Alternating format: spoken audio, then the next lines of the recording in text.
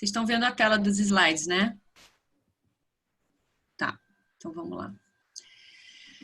Bom, me arrisco a dizer que essas experiências todas vividas por vocês, elas têm muita dor, muito amor, mas também muita vida. Por que eu gosto de pedir para a gente fazer essa reflexão? Porque a gente está falando de ou experiências que foram de formação de vínculo, como casamentos, por exemplo, nascimento de filho, ou experiências que tiveram rompimento de vínculos, tá? E o que é o luto? O luto, ele é um processo natural e esperado, desencadeado pelo rompimento de vínculos, tá? Então, quando a gente fala que a gente passa uma média de 20 lutos ao longo da nossa vida, a gente está falando que todas essas experiências fazem parte da nossa vida. Ou seja, o que a gente está fazendo com essas dores no nosso meio social, no nosso contexto social e no nosso contexto profissional. E a gente vai falar um pouquinho de quais são essas dores. Então, o luto é o processo mais desorganizador que o indivíduo vive ao longo da vida dele, mais individual, ou seja, eu posso passar por uma experiência de rompimento de vínculo, parecida com alguma de vocês, e a gente ter reações muito diferentes, como eu falei no começo. Isso me gerava muita curiosidade. E aí a gente sabe, em alguns aspectos mais macro, que a minha história de vida, a minha qualidade de vínculos na minha infância, as minhas escolhas, né? Obviamente, a gente tem livre-arbítrio, né, para fazer as nossas escolhas, e tudo isso vai impactar diretamente a nossa relação com as perdas que a gente vive na nossa vida adulta, tá? Então, quando a gente começa a falar do luto individual, passou o slide para vocês? Então. Eu acho que eu tenho que compartilhar de novo. Aí deixa em modo apresentação, Má. Foi? Foi. Então, quando a gente fala de luto individual, a gente pensa necessariamente em situações de morte, né? Perdi a minha mãe, perdi uma pessoa que eu amava muito, e isso, de fato, é o processo mais desorganizador que a gente vai viver na nossa vida. Porém, quando a gente fala de 20 experiências de luto que a gente acumula ao longo da nossa vida, a gente já traz um conceito de luto não reconhecido. E o que a gente está falando de luto não reconhecido? A gente está falando dos lutos que a gente entende como, que a sociedade entendia como um tabu, né? Ou seja, lutos que a gente não conhecia enquanto leigas no assunto, né? Eu também não conhecia, que a gente vivia toda essa quantidade de rompimentos, e que outras situações de perda também são consideradas luto. Ou seja, a gente vai ter as mesmas consequências emocionais, fisiológicas, comportamentais, espirituais, num contexto de lutos não reconhecidos. E quais são os lutos não reconhecidos? A gente está falando de divórcio, a gente está falando de amputação, a gente está falando de síndrome do ninho vazio, a gente está falando de infertilidade, abortos, luto dos avós, luto dos irmãos, luto do homem, todos os lutos que exigem do indivíduo que ele tenha um aprendizado novo com uma vida. A partir daí, a partir desse rompimento, as pessoas vão ter que reaprender a viver sem esse vínculo que estava estabelecido já aí há algum tempo. Tá? Então, quando a gente vai para um contexto de pandemia, a gente está falando como que o luto coletivo ele se apresenta. O luto coletivo ele se apresenta, primeiro, mortes em massa, que é o que a gente está vivendo.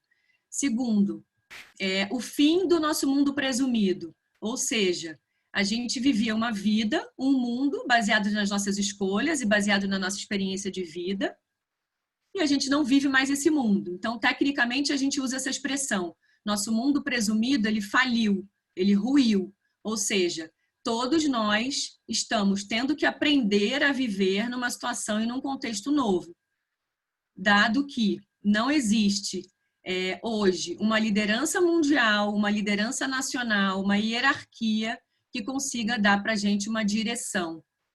Então, quando a gente pensa que o isolamento social ele potencializa todas as nossas fragilidades, todas as nossas vulnerabilidades e traz para a gente muita ameaça, estamos simplesmente falando num contexto coletivo, somos afetados da mesma forma como se fosse um contexto de luto individual. Só que agora todos nós juntos, em massa, né? E eu gosto de citar uma situação quando a gente é bebê e a gente está numa situação de ameaça, a gente busca o nosso cuidador para desligar essa ameaça. Ou seja, um bebezinho de 2 anos cai e se machuca.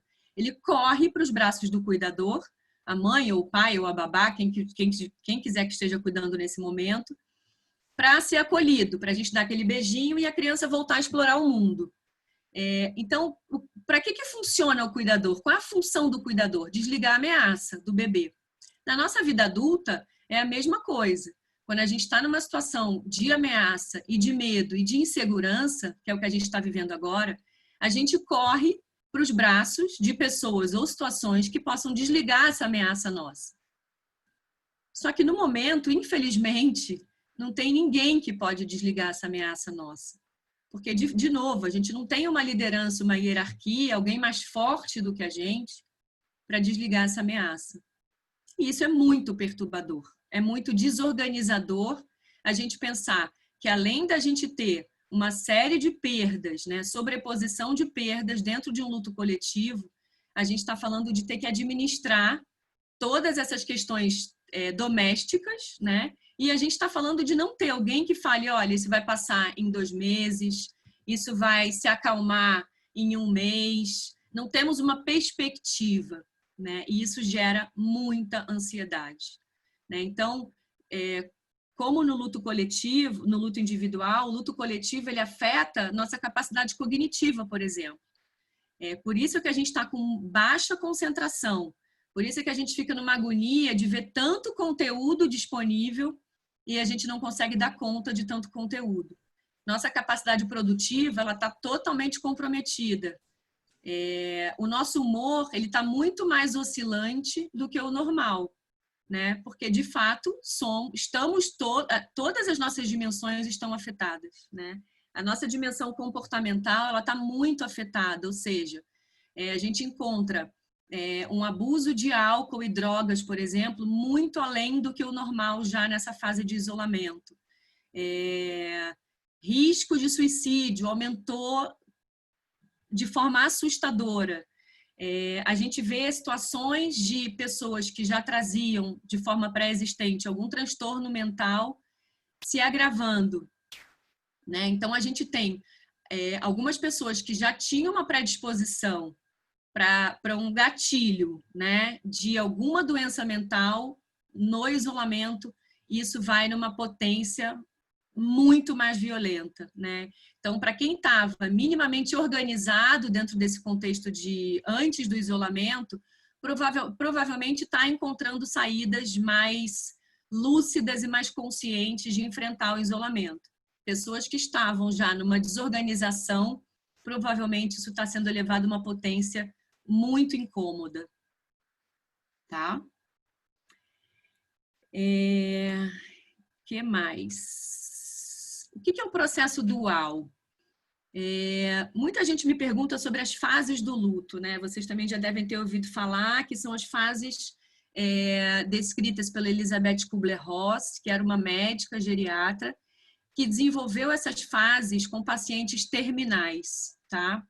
Então, hoje, alguns estudos mais recentes falam de um processo dual. E o que é esse processo dual? Para que a gente possa encontrar caminhos de ressignificar as dores que a gente vive, de encontrar restauração e reconciliação com essas dores, a gente precisa necessariamente enfrentar a dor.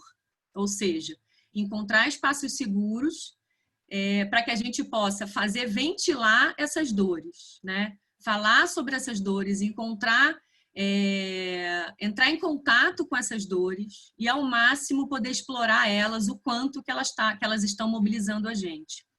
Então, hoje, a gente fala o processo dual, ele consiste em enfrentamento da dor, também no enfrentamento da vida. Ou seja, eu também vou me permitir ter momentos de prazeres na minha vida.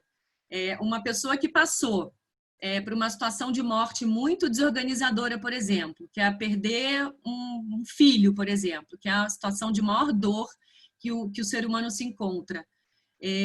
Dali uma semana tem uma amiga que fala, puxa, vamos tomar um café? Qual é o principal sentimento dessa mãe ou desse pai? A culpa, né? A culpa, ela é muito presente no processo de luto. Por quê? O que eu poderia ter feito que eu não fiz por essa pessoa que morreu? E aí, de novo, aquela reflexão do início, né?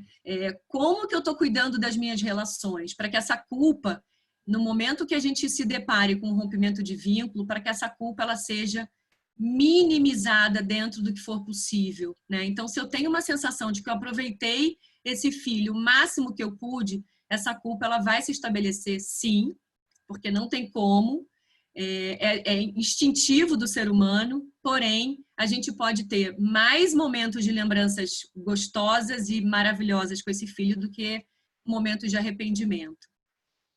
Então, se essa amiga convida para a gente tomar um café e a gente sente muita culpa e a gente fala, eu não posso me dar o prazer de tomar um café nesse momento de tamanha dor, né? É muito importante que a gente encontre esses momentos de prazer e de enfrentamento da vida. Por quê?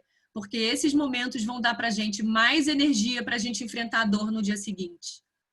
É oscilante, é o processo mais conflituoso que a gente vive na nossa vida, como eu falei.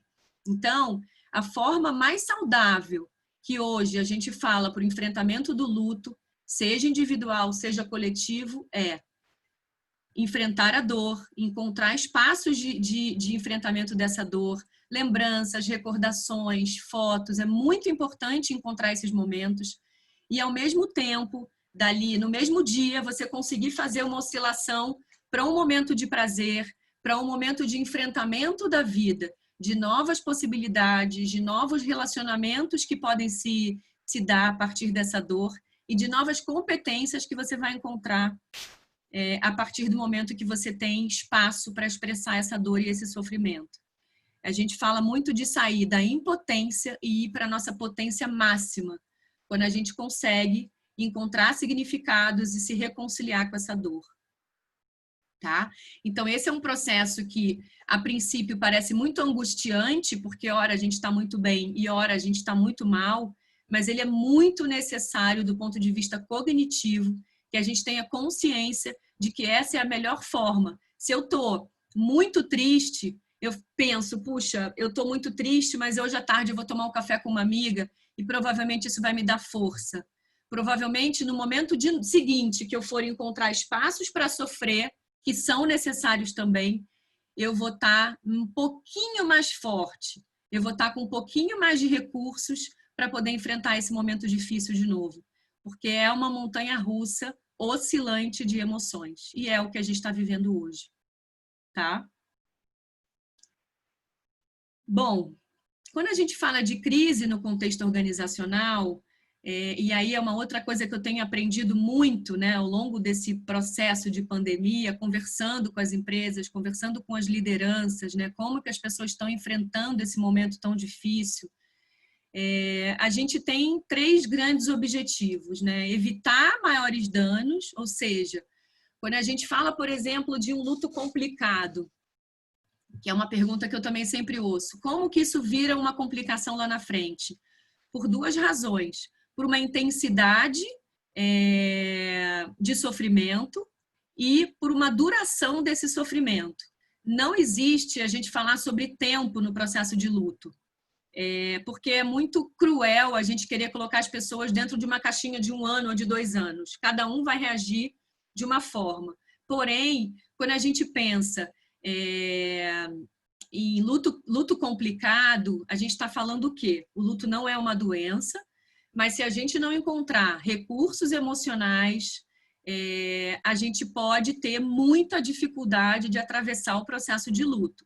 Tem muita gente que não precisa de apoio terapêutico durante o processo de luto, porque encontrou dentro da sua dinâmica um ajustamento necessário através dos seus recursos emocionais para atravessar essa dor. E tá tudo bem. Tem gente que não consegue voltar à sua funcionalidade básica, às suas atividades e à sua rotina básica. Então, essas pessoas, dependendo do tempo, né, se isso se estabelece por muito tempo, esses sentimentos e essas oscilações, por muito tempo, provavelmente essa pessoa vai precisar de apoio psicológico ou de alguma ajuda. Tá? Então, o luto complicado, ele se dá normalmente pela impossibilidade da gente encontrar esses espaços seguros para a gente falar sobre as nossas dores e por um tempo muito estendido, mais do que a gente fala de aconselhamento normal, que seria de impactos muito profundos na nossa rotina, né? Quando o indivíduo começa a parar de comer, quando o indivíduo não consegue mais voltar à sua funcionalidade básica, tá? Dentro de aí de algumas situações de vida, de rotina, né? De trabalho, enfim. Vai ter dor? Vai ter dor. Mas a pessoa consegue se reestabelecer de alguma forma, tá? Então, aliviar o sofrimento, né? De fato, dentro desse contexto hoje nosso, e dentro do luto individual, e dentro das organizações, como que a gente consegue fazer para aliviar esse sofrimento e, de fato, oferecer um apoio efetivo para o enfrentamento. E a gente vai falar deles, algum deles aqui, daqui a um pouquinho. Tem uma coisa que eu gosto de comentar, que eu acho que é muito importante, que é o seguinte. Quando a gente nega, ou quando a gente trata com alguma indiferença a nossa dor e o nosso sofrimento, é muito destrutivo, né? Porque a gente está invalidando e a gente está desencorajando o indivíduo a entrar em contato com as suas dores. E aí, o que acontece quando isso, normalmente, no contexto da escola e normalmente no contexto organizacional, passa? O indivíduo acaba apresentando mais uma dor. Ele tem que administrar um outro estressor, que é, além da dor que eu estou vivendo, né, eventualmente num luto individual, e eu preciso voltar para o contexto organizacional. Uma segunda dor eu tenho que me adaptar a esse contexto social, que é um contexto cheio de preconceitos, que é um contexto que não quer falar sobre a minha dor porque não quer incomodar. É um contexto que mobiliza, né? Por quê? Se eu perco um filho e eu tenho que voltar à minha rotina de trabalho dali a um tempo, apesar da licença de luto ser uma semana, né? Um tempo que não é possível para a gente se recuperar, mesmo que eu consiga encontrar um caminho possível para o meu retorno, eu volto com essa dor adicional, né? Eu volto com a dor das pessoas estarem constrangidas com o meu sofrimento. Eu volto com a dor de ter muita vergonha do que eu estou sentindo, porque, de fato, a gente não está preparado para falar sobre isso, né? A gente está preparado para falar sobre o final de semana, sobre as alegrias, né? A gente não quer entrar em contato com a dor do outro. Por quê? Porque mobiliza muito a gente, né? A minha experiência, para muita gente aqui acompanhou, eu tive uma experiência de perda muito recente, que foi o meu divórcio, e muitas amigas tiveram muita dificuldade de falar sobre isso comigo, porque de fato mobiliza os seus casamentos, né? Não é porque eu sou uma ameaça, não é por nada, porque as pessoas também têm dificuldade de olhar para as suas relações, dado uma amiga que está no auge do seu sofrimento, vindo de um rompimento de vínculo que é o casamento. Então, de fato, a gente fica muito mobilizado, a gente não está acostumado a falar sobre essas dores, né? E aí, mais ainda num contexto organizacional, a tendência nossa, não vamos nem comentar porque ela vai lembrar do filho. Como assim?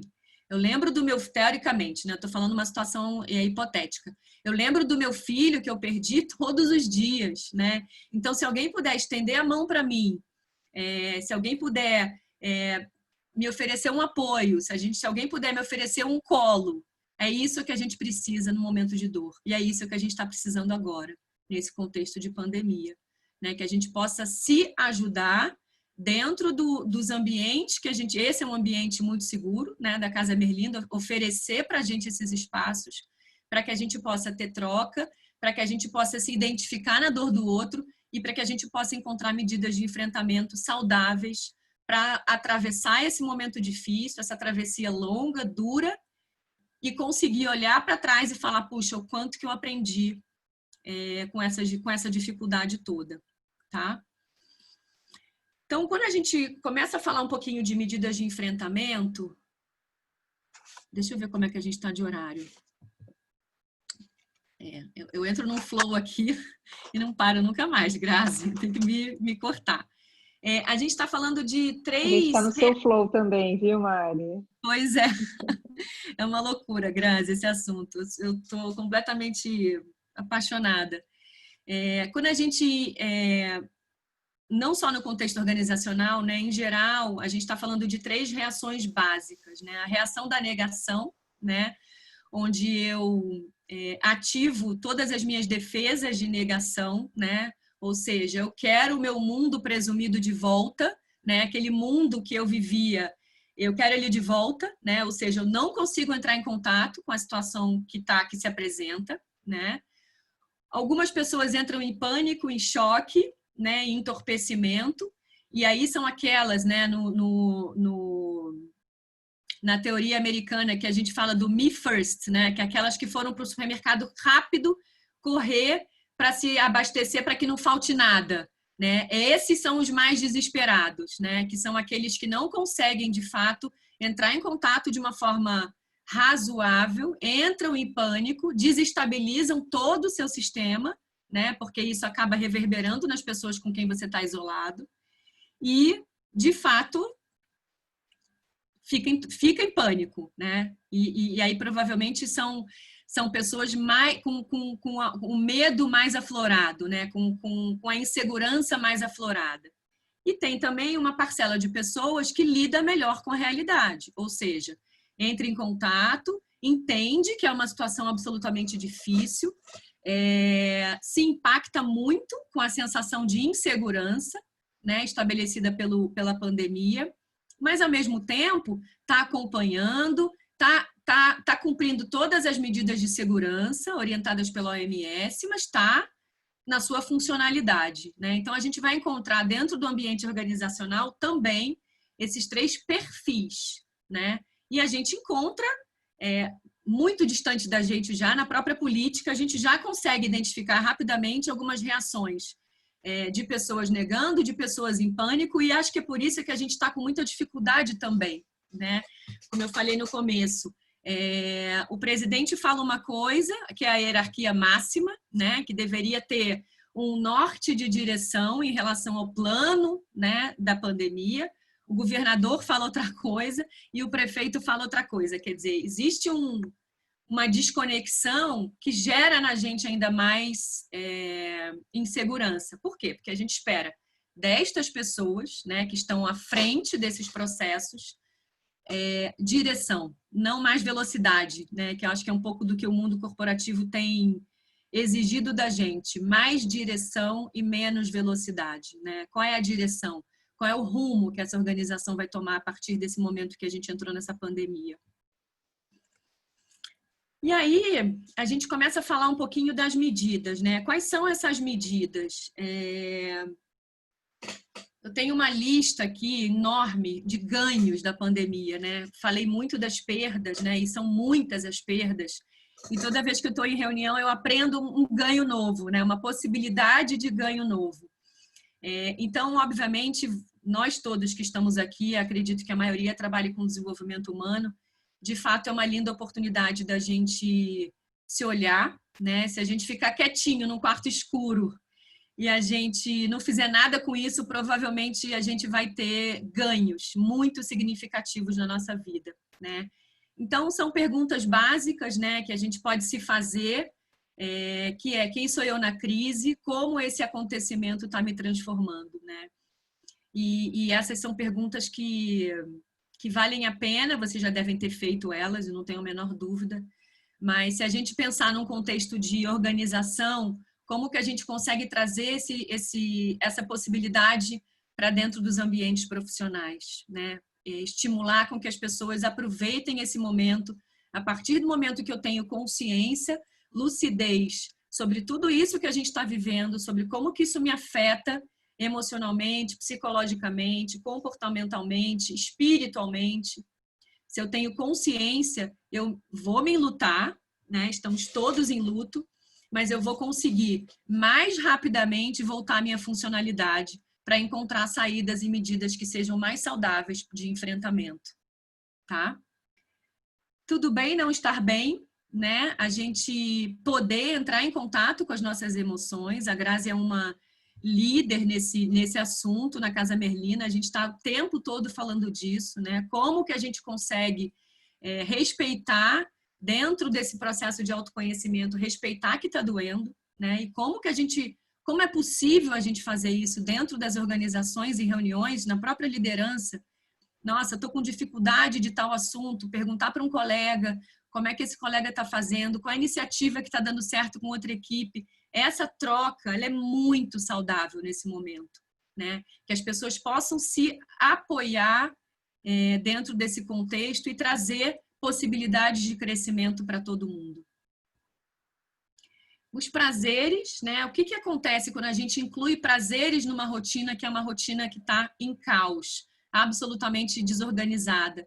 Eles trazem para a gente muita previsibilidade, né? Então, quando eu sei que no final do dia eu vou reservar 1 horinha para brincar com os meus filhos, eu falo, puxa, isso vai me reenergizar para o meu dia seguinte, né? Quando eu sei que eu vou poder tomar uma tacinha de vinho com uma amiga no virtual, eu sei que isso vai me ajudar muito para eu enfrentar o dia seguinte de novo, né?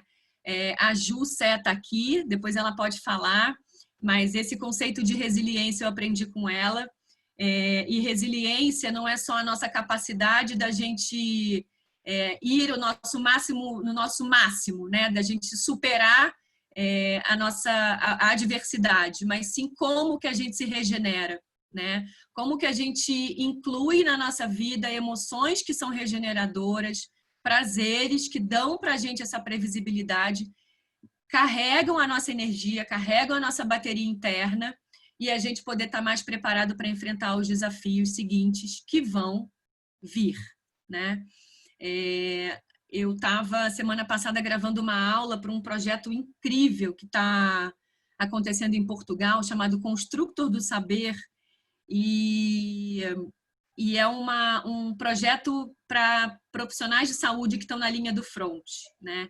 E eu gravei minhas 3 aulas, mandei para Sheila, que é a pessoa que é responsável, e ela falou, Mariana, a gente já passou por aqui um monte de especialista, gente muito competente, não tô tirando mérito de ninguém, e ninguém tinha falado dos prazeres como você está falando. E aí eu agradeço a Ju que está aqui, que trouxe esse viés do HeartMath nesse contexto, quer dizer, como que a gente se regenera, como que a gente consegue carregar nossa bateria interna com coisas gostosas que a gente sabe que dão prazer para que a gente possa estar mais preparado para encarar o dia seguinte. Dentro do que for possível, a gente, claro, profissionais da saúde, eu acho que hoje eles estão conseguindo pouco colocar os prazeres, mas só o fato de reconhecer o propósito de vida, né, que eles têm hoje, que é salvar vidas, eu acho que já incluir um prazer, né? Parar para fazer essa reflexão já é uma oportunidade muito linda. Rede de apoio. E aí é muito interessante, né? Porque aqui eu sempre falei do luto e da rede de apoio como sendo um fator de muita proteção, né? A gente poder contar com as pessoas que a gente ama, a gente poder olhar no olho das pessoas que a gente confia e a gente poder pedir ajuda, né? E construir abrigos também, né? A gente oferecer ajuda quando a gente entender que tem um colega na organização, por exemplo, que você está percebendo que está se perdendo em alguma questão. Ou você oferecer uma dinâmica nova que está funcionando para você e que pode funcionar para ele. E aí é muito curioso esse duplo luto, que antes eu não falava dele, agora a minha rede de apoio também está em luto, né? Então, como que a gente consegue construir essa relação que seja uma relação de mútua ajuda, né? E é possível, né? Daquelas pessoas que a gente tem já uma conexão, mesmo que seja uma conexão virtual, que a gente não escape desses momentos, que são momentos que nos nutrem muito, com outros conceitos, com outros conhecimentos, com gente nova, trazendo experiência nova. O quanto mais a gente puder oferecer dentro das organizações, oferecer esse tipo de conversa, maior vai ser o cuidado, maior vai ser a cura, como a Grazi estava dizendo, maior vai ser a possibilidade das pessoas poderem sair menos adoecidas de todo esse processo que a gente está vivendo.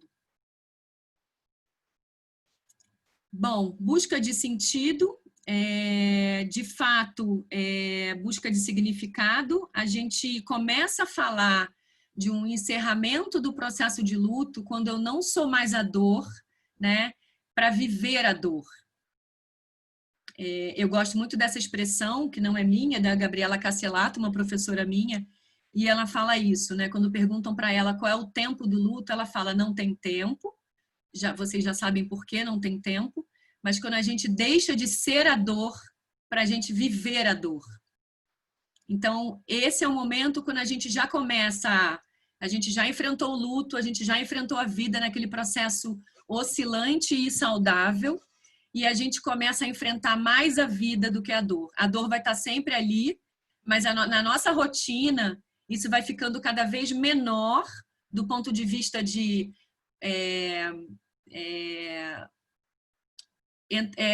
sofrimento em si, né? Quer dizer, eu vou buscar as fotos, eu vou olhar as fotos, mas eu vou começar a olhar para aquelas fotos de uma relação muito diferente, de um lugar muito mais seguro, de um lugar com muito mais afeto e muito mais lembranças que ficaram na minha memória daquela relação que eu tive. Não simplesmente porque a pessoa morreu, mas simplesmente porque as lembranças estão maiores do que a minha dor.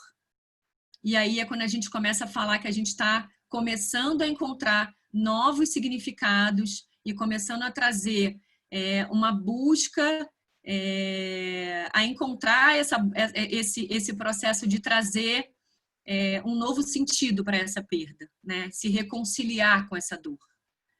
Então, acho que esse também é uma maneira da gente levar esses conhecimentos para que as organizações, as áreas de apoio, as áreas médicas possam se sensibilizar que a gente só consegue chegar nesse momento do luto quando a gente encontra espaços seguros para falar sobre as nossas dores. Não tem outra maneira. Além dos prazeres, além da rede de apoio, além da gente se acolher, né? Então, se as organizações encontram espaços afetuosos e com um pouco de amor para a gente começar a falar sobre essas dores, provavelmente a gente vai começar a mudar o mundo de fato, né? Porque, como a gente sabe, as organizações são verdadeiras potências capazes de transformar a nossa sociedade, né? Já dizia a nossa mestre Graziela Merlina. Por mais canais de diálogo, né? Menos salas de descompressão e mais olho no olho e mais lideranças que estejam de fato conectadas e com interesse genuíno na dor do outro, né? Que essas organizações sejam capazes de ser mais tolerantes com o sofrimento humano, né? Que a gente possa trazer conversas mais profundas para esses ambientes que são de fato ambientes muitas vezes muito tóxicos, né? Repactuar. Essa é uma outra possibilidade muito bonita, né? Quando a gente tem, obviamente, essa possibilidade com a nossa chefia, com a nossa liderança. Limites, de fato, né? É uma outra coisa que eu tenho visto muito. Meu chefe marcou uma reunião no horário que eu estou em lição com meu filho. E aí? Né? Como é que é a possibilidade de você conversar com ele no privado de que esse é um horário que não está bom para você? Né? Então, esse tipo de diálogo que a gente falou, esse tipo de repactuação, ela é muito possível. Né? Tá todo mundo nesse caos. Né? A gente vê muitos movimentos no LinkedIn de pessoas falando sobre isso, das dificuldades das reuniões online, mas É muito possível, nesse momento, quando a gente reconhece as nossas dores, a gente poder falar sobre elas. E, olha, não está legal esse horário para mim, eu não vou conseguir estar presente, eu não estou presente nem na minha casa com os meus filhos e nem dentro da reunião, né? Então, fica improdutivo. Né? Então, encontrar esse caminho que seja um caminho do meio, né? Nem tanto a ausência total, nem tanto a presença por inteiro durante todo o dia, né? Quais são esses caminhos? E aí, obviamente, cada um dentro do que for possível com a sua liderança e dentro da sua organização. Mas eu acredito que tenha um movimento muito grande de empresas olhando para essas questões, né? Tentando, de alguma maneira, suportar as pessoas para que elas possam passar por esse momento de uma forma menos sofrida. Ao mesmo tempo, infelizmente, a gente ainda vê empresas com um olhar para o ano, para as perdas, infelizmente, né? Economicamente, a gente também não pode deixar de olhar para isso, mas algumas empresas ainda não tiveram essa sensibilidade. Mas também, de novo, né? Eu gosto de falar que, assim como nós, indivíduos, temos um tempo de chegada nesses assuntos, as empresas também têm o seu tempo de chegada nesse assunto, né? É preciso alguns movimentos, talvez a pandemia seja um bom pretexto, né? Mas é preciso alguns movimentos internos para que a gente possa colocar isso na agenda de forma urgente, né? A nossa saúde emocional e a nossa saúde mental. Bom, vamos chegando ao fim. Provavelmente tem algumas outras coisas que eu vou lembrando ao longo das perguntas, para que se a gente quiser falar. O autocuidado, né, como também um caminho, quando a gente fala de limite, quando a gente fala de tudo bem não estar bem, a gente está falando de se eu não me cuido, se eu não recarrego as minhas energias internas, obviamente eu não vou dar conta de tudo que eu tenho que dar conta, né, muito menos do outro. E cuidar dessa fadiga, né? Eu gosto muito dessa expressão, porque nós todos aqui, eu acredito que todos nós sejamos profissionais da saúde de alguma forma, né? Da saúde humana. E a gente também tem que cuidar da nossa, para que a gente não vá no nosso limite dessa necessidade de ajudar, né? Que é muito além da empatia, mas a compaixão é você conectar o seu humano com o humano do outro, mas também fazer alguma coisa pelo outro, né? Então a gente também tem que cuidar dos nossos limites enquanto profissionais aí falando sobre esse assunto e cuidando de gente, porque existe um movimento nosso de querer ajudar, de querer apoiar, de querer conectar, de querer curar, mas a gente precisa também cuidar da gente, né? E como que a gente cuida da gente, provavelmente também já é uma sementinha do bem que a gente vai jogar na organização, para que a organização possa alcançar um nível aí de cultura do cuidado e de pessoas se respeitando mais e se olhando mais, para que essa prevenção do adoecimento não seja que a gente achate essa curva, né? Assim como a gente tinha que achatar a curva das contaminações, a gente também precisa achatar a curva do processo de adoecimento, que as estatísticas são assustadoras.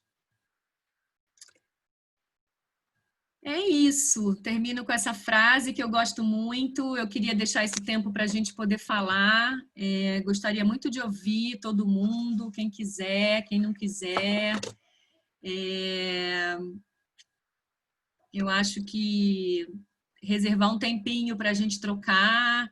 E eu sei que normalmente quando eu termino de falar fica um silêncio assim meio sepulcral, porque é um assunto de fato muito mobilizador, mas a gente vai nos minutinhos, cada um conseguindo voltar, porque deixa eu voltar aqui para o nosso... Sem dúvida, Mari, acho que tem o tempo de assimilação de tanta coisa aqui, né?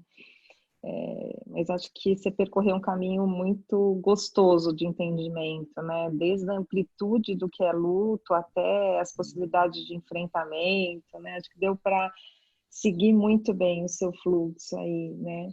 E, Mário, eu queria compartilhar, assim, um tremendo insight que você me fez ter aqui, sabe? Quando você Oba, trouxe o conceito dos prazeres como fonte de previsibilidade, né? No mundo que está tão imprevisível, se a gente puder ter uma fonte de prazer como previsibilidade, né? O quão aliviador isso é, né?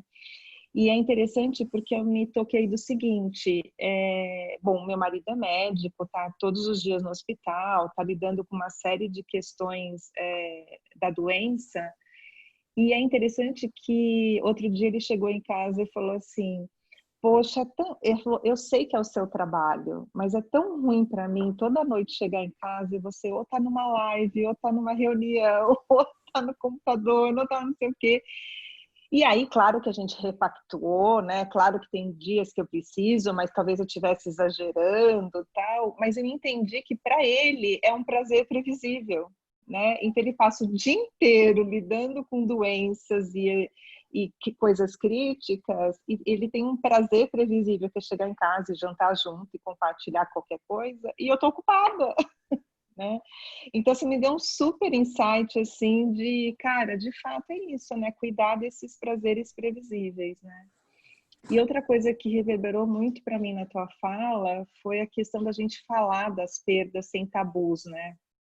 Então, eu tenho uma amiga que perdeu um filho quando ele tinha 5 anos de idade, e eu lembro que eu ouvi muito isso dela. Assim, as pessoas não falam do Lucas como se o Lucas, porque tem medo, né, enfim, magoar, mas aí é como se o Lucas não tivesse existido, e isso me magoa muito mais. O Lucas existiu por 5 anos na minha vida, neste plano, agora ele está em outro plano. Então, não falar dele é como se ele não tivesse existido. Eu quero falar dele, né?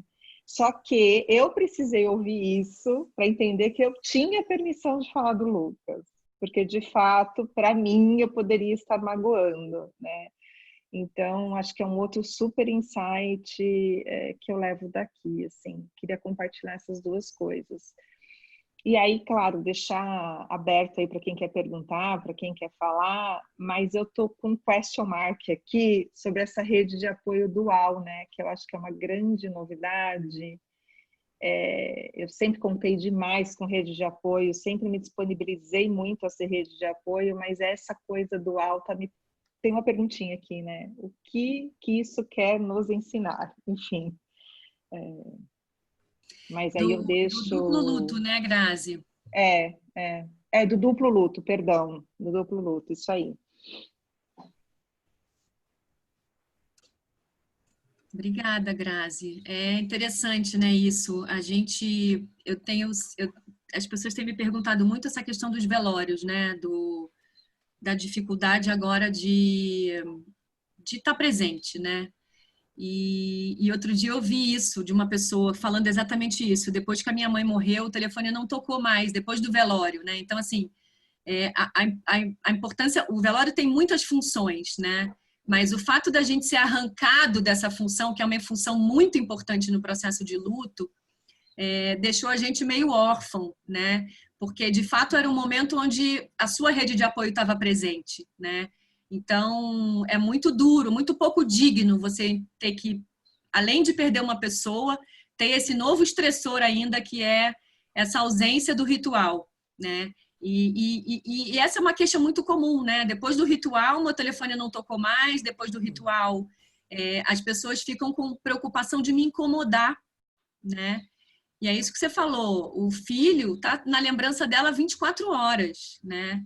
Então, a gente também permitir com que as pessoas falem, né? Oferecer esse abrigo para que as pessoas possam. Mas é muito difícil porque mobiliza muita coisa na gente, né? Como eu falei, então as pessoas não fazem por mal, as pessoas Uhum. às vezes fazem comentários inadequados porque não têm conhecimento, né? De fato, né? Do tipo, muitas pessoas também me perguntam: o que eu falo? E na maioria das vezes o comportamento não verbal ele é a melhor alternativa, né? Quer dizer, é um carinho, é um colo, é um afeto, é uma sopa que você vai deixar, é oferecer para levar um filho, para buscar um filho dentro de uma situação, né, normal, obviamente. Então, esse cuidado com o outro nessa condição esse afeto, esse colo, né? Esse kit de carinho, ele é muito bem-vindo, né? Mais do que, vai passar. Não, nem quero que passe, né? Tô curtindo a minha dor, né? Quando a gente perde pessoas que a gente ama. Mas é por aí. Gostei do kit do carinho. Olá, A eu queria Mirtes fez falar. uma pergunta. Desculpa, eu Ó, interrompi alguém. oi. Vai lá, querida, vai lá. Não, eu queria agradecer a Mariana por partilhar a experiência dela, o percurso e as experiências pessoais também, assim como você também já enfrentei alguns lutos, venho da psicologia clínica e hospitalar e dentro da hospitalar UTI, né? Fiz no HU, no Hospital do Fundão da UFRJ, e também não era minha intenção, queria trabalhar com reabilitação quando eu fui para o hospitalar, mas lá você era responsável pelo paciente que você pegava na entrada até ele ter alta. E os meus 2 primeiros pacientes não tiveram alta. Então, o meu chefe falou, olha, eu acho melhor você fazer um curso de luto, porque você tem uma boa entrada com a terminalidade, e eu fui por aí. Depois fui para pré e pós-transplante, mas também sempre com perdas ou amputações ou perda de enxertos. E você falou coisas muito gostosas de lembrar desse amor pela vida, né, que o luto traz, do refazer a vida, de quem fica, de quando você fica, do durante. E algumas coisas que você falou da perda, por exemplo, eu estou atendendo alguns órfãos do Covid já. E é órfão do Covid, né? Perdeu pai ou mãe, vó. Quando uma mãe perde o filho, não tem nome. Então, eu trabalhei numa organização no Rio que é Mãe Sem Nome. Não tem nem nome para essa dor, de tão grande que ela é, né? E isso que você falou, Graziela, né? Também esse espaço de poder falar sobre a pessoa no presente, né? A memória, as lembranças, está tudo ali. Uma coisa que eu tenho trabalhado bastante com os pacientes é a autocomiseração, a self-empathy, né? Em relação ao autocuidado, que nesse momento alguns não estão dando conta. Alguns tinham os transtornos leves e esses transtornos evoluíram. Outros já estão chegando na terapia muito adoecidos. Nós, profissionais da saúde, a gente está tirando coelho da cachola, assim, porque as demandas estão muito complicadas. Essa coisa de ressignificar a perda o medo da morte era uma coisa que eu já trabalhava. Mas agora não é só o medo da morte, é o medo de causar a morte de alguém também. E isso traz um complicador, né? Então, eu queria agradecer também. Minha monografia foi sobre burnout em equipe de UTI, tentando entender resiliência, técnicas de enfrentamento, porque para ver se a gente consegue minimamente multiplicar esse saber do enfrentamento, né? Como se a gente não tem o repertório para enfrentar esses conflitos atuais, vamos investigar como é que enfrentam, como é que alguns enfrentam melhor. Então, eu até brinco com os meus pacientes nesse sentido de prazer que você falou. Eu falo, qual a sua comida conf, música conf, coloca a sua música preferida. O que você mais gosta de beber? Se é Fantaúva, abre uma Fantaúva. Se né, o que for, tenta trazer um lugar de conforto, uma memória fofinha para suportar, né, e fazer construir assim uma defesa um pouco menos rígida e dolorosa. Então é isso, eu vou ter que sair. Obrigada. Eu quero te seguir. Onde é que eu te sigo? Bota aí no bate-papo, Mari, seus contatos. Para todo mundo poder te seguir aí. Inclusive, eu tenho uma página no Insta que se chama esperancei.pc. Que legal. Que é do esperançar, do Cortella, né? Ele fala, né? E tem a ver com luto, né? O fim do luto, o esperançar. Obrigada, Mirth, pela sua Obrigada participação. mesmo. Obrigada a vocês. Eu tive Hoje uma... você queria trazer algo? Não, é que eu tive uma experiência de luto em empresa, que foi uma experiência muito forte. É uma amiga, hoje é uma amiga, né? Na época a gente nem era tão próxima, e ela estava em viagem com o marido, e a filha gêmea dela de 1 ano faleceu, de repente. E foi uma experiência muito transformadora até no grupo, né? De como recebê-la. Porque como você recebe uma mãe que perdeu uma filha que é gêmea e ela não estava presente. E o que a gente fez com ela, a gente perguntou para ela, como que você quer tratar isso? Você quer falar sobre isso? Você não quer falar? Né? De que forma que você entende que isso vai ser bom para você, no sentido de a gente poder te acolher da melhor maneira? E na época ela falou, gente, eu quero que vocês lembrem da menina, chama Júlia, né? Como se ela viveu comigo intensamente, né? Eu vivi muito intensamente esse processo.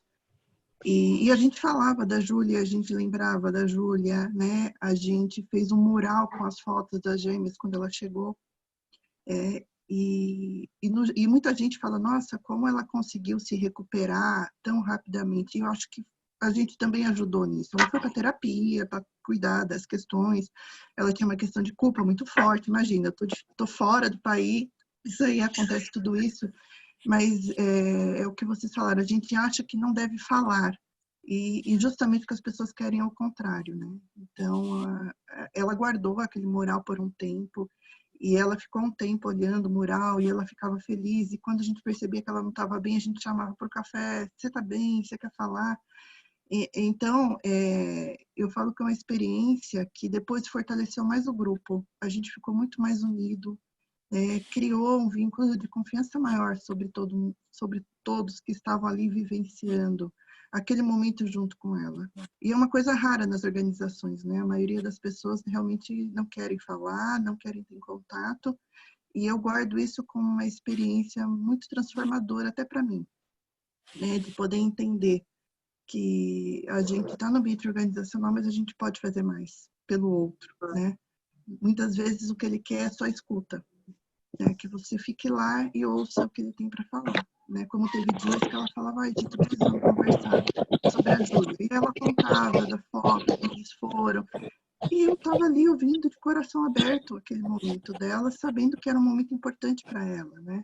Então, quanto também a gente fica mobilizado em relação à dor do outro, ajuda também a gente se desmobilizar de colocar essa dor para a gente. Então, quando a gente olha para o outro e fala, essa dor é dele, e eu estou aqui para apoiá-lo, a gente para de pensar na dor que a gente estaria pensando. É um pouco do que eu aprendi aí, queria agradecer, foi muito bom. Eu acompanho um pouco esse tema do luto, fortes em família, com doenças muito graves, assim.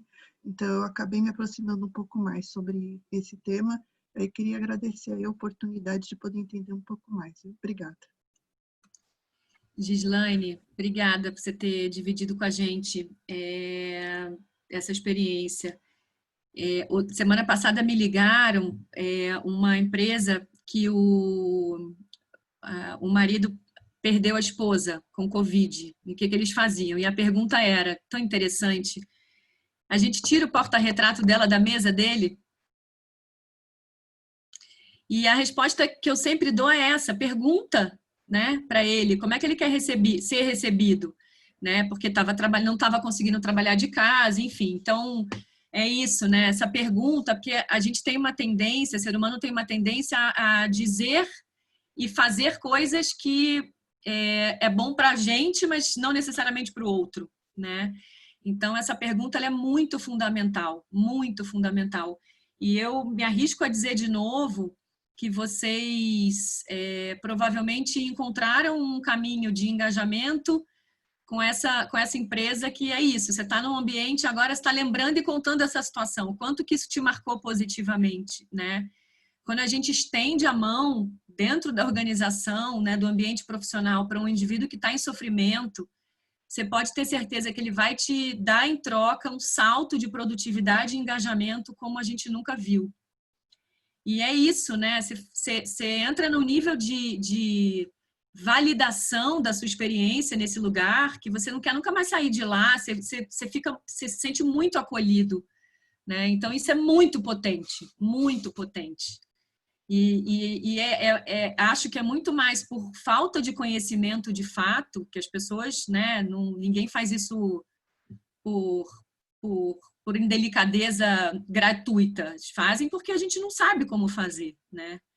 Então, a gente acha que às vezes é pouco, mas esse acolhimento, ele é de uma potência também muito grande, ajuda muito, muito, muito. Obrigada mais uma vez. Eu queria agradecer demais e dizer que a gente começa a te ouvir, Mari, no meio disso tudo, uma situação que é tão confusa e nova para todo mundo, e a gente ouve um pouquinho e a hora que acaba você se sente desamparado, dá vontade de te ouvir até às 6 da tarde, pelo menos. Você quer mais da fonte, receber mais. Mas é verdade. Então, isso me faz pensar o quanto que a gente realmente está precisando dessa rede de apoio, desse acolhimento, e o quanto que preenche um lugarzinho, te ouvir e ouvir a realidade do que está acontecendo com tanta gente, porque, bem ou mal, é um processo solitário, né, de alguma forma. Então, quanto mais a gente estiver junto e ouvindo e tentando se ajudar, ajuda muito. E, para mim, um ponto de um insight importantíssimo do que você disse hoje foi a extensão do luto para várias outras situações da vida, porque a gente estendendo e colocando como luto, a gente parece, pelo menos para mim, você se permite mais se acolher e ter a própria autocompaixão, e é aí que vai te ajudar e ajudar os outros. Então, queria agradecer demais. E eu não era inscrita, acabei de conhecer a casa e, através da Mari, fiquei encantada. Agora eu já vou estar aqui. Vocês vão sempre ver minha carinha agora. Obrigada, Mari. Muito bom, bem-vinda, viu? Obrigada pela Cia. oportunidade, pelo trabalho. É muito, obrigada pela sua colocação. Imagina, é uma honra. Eu tenho um outro dado que é bem assustador, que até já fiz um post aí, sei lá, tem umas 2 semanas, que para cada morte, a gente está falando esse número, inclusive, aumentou por conta da pandemia. Para cada morte, a gente está falando de 10 pessoas com efeitos agudos, reações agudas do luto na rede de apoio. Ou seja, se a gente tem 1.000 mortes por dia, são 10.000 pessoas enlutadas. Nossa. Olha como é grave esse número. No Brasil e no mundo, eu nem fiz a conta, que eu tô com medo de fazer essa conta. Estou com negação de fazer essa conta. Fato. Assim, o quanto de pessoas estão desamparadas nesse momento é muito assustador esse número. Ou seja, se eu perco alguém da minha família, né, são 10 pessoas à volta sofrendo reações agudas. Não são reações leves, são reações agudas de pessoas que dependem de mim ou eu dependo delas emocionalmente falando, né?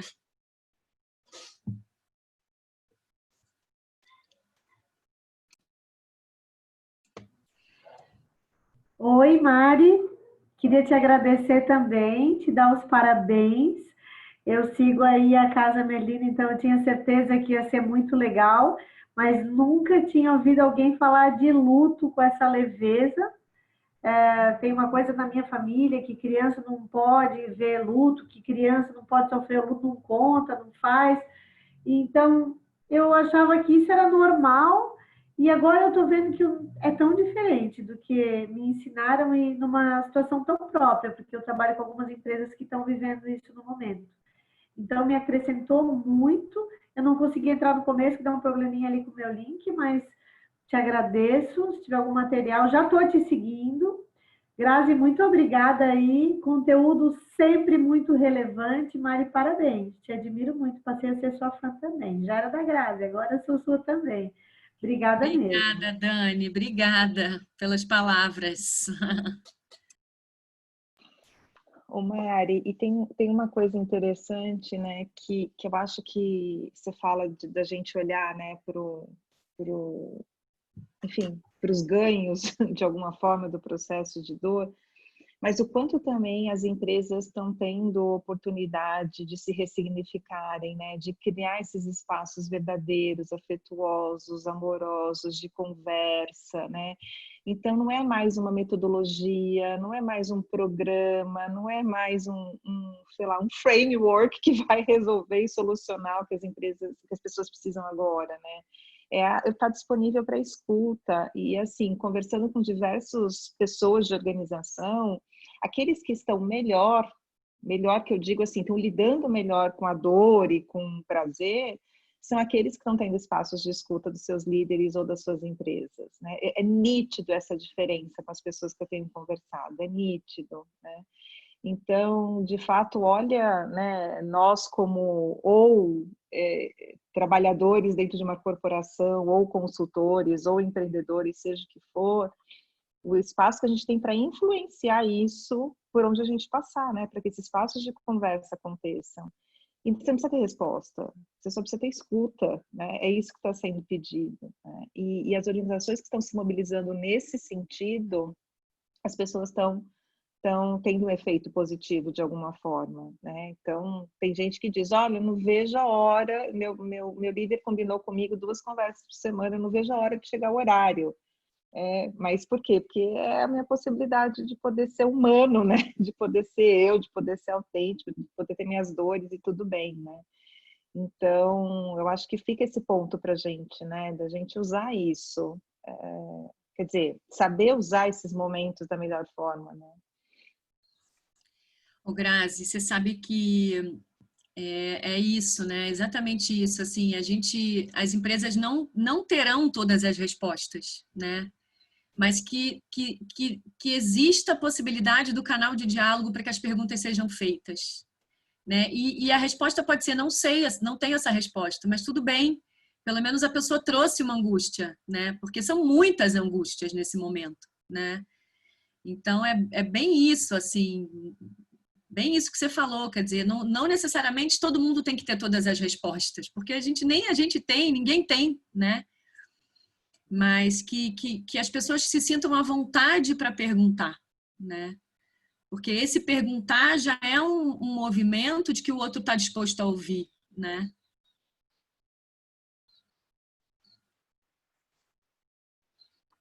Muito bom. Muito bom. Alguém tem mais algum ponto? Eu vi que a Renata está agradecendo aqui, ela não quer falar no microfone para não atrapalhar o filho que está fazendo lição lá do lado.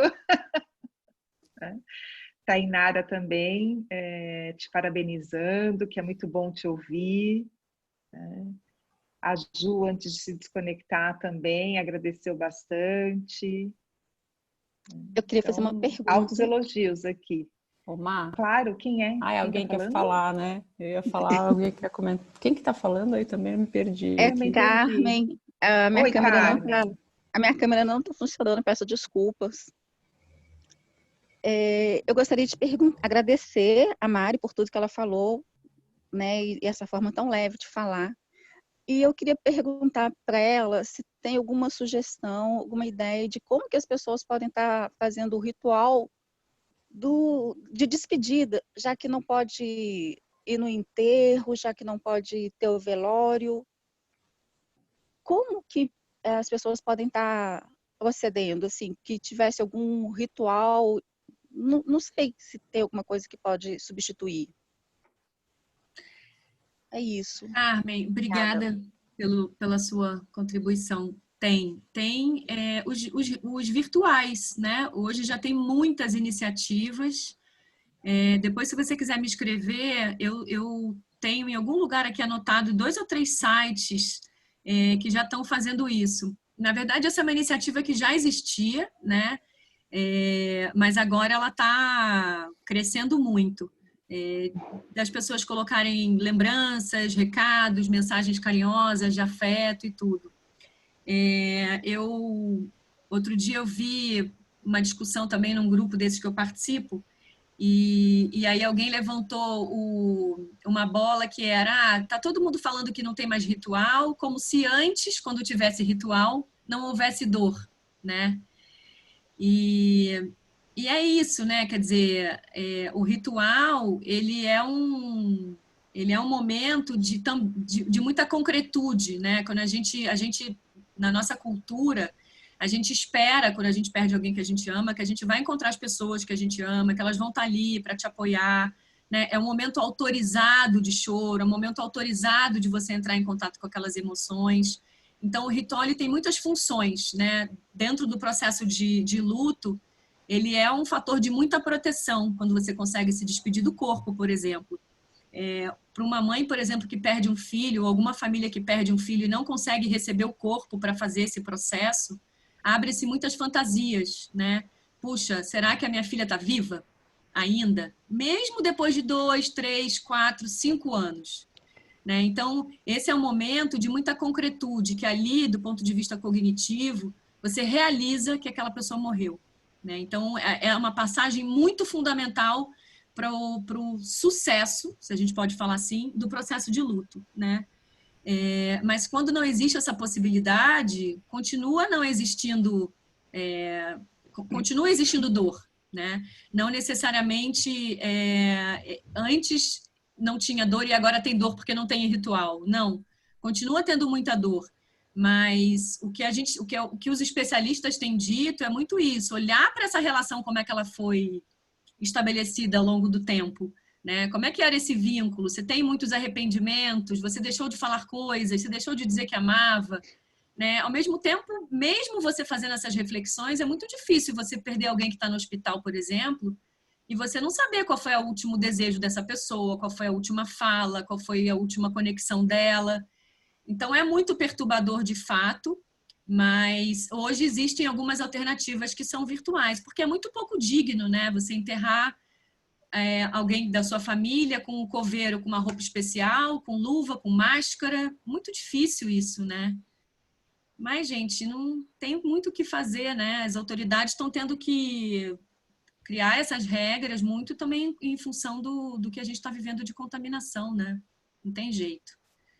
Mas é muito, muito difícil. E esses rituais virtuais, esses velórios virtuais, né? Essas cerimônias virtuais, de alguma forma, aliviam um pouco essa dor, né? Dessa ausência. Porque o fato, como eu falei, o fato da gente de tirarem da gente isso, né? Potencializa ainda mais essa ausência, né?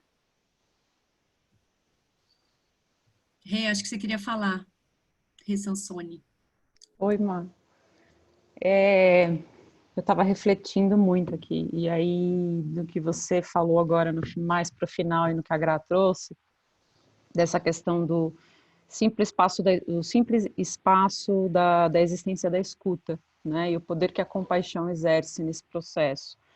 E é como você disse, eu acho que assim, não necessariamente, né, as empresas, as pessoas, os líderes precisam ter todas as respostas, e não terão, né?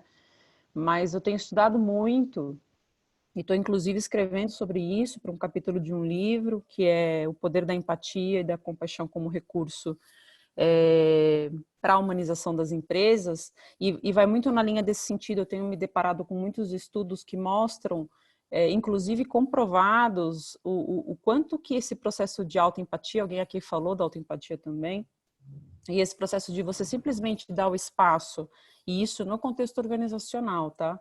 Para um trabalhador poder simplesmente falar de uma dor, falar de uma situação desafiadora, o quanto que isso tem ajudado no processo curativo em relação à ansiedade, ao estresse, e o quanto que isso tem sido um caminho para a possibilidade do sentimento e deixar que isso flua no caminho das emoções regeneradoras.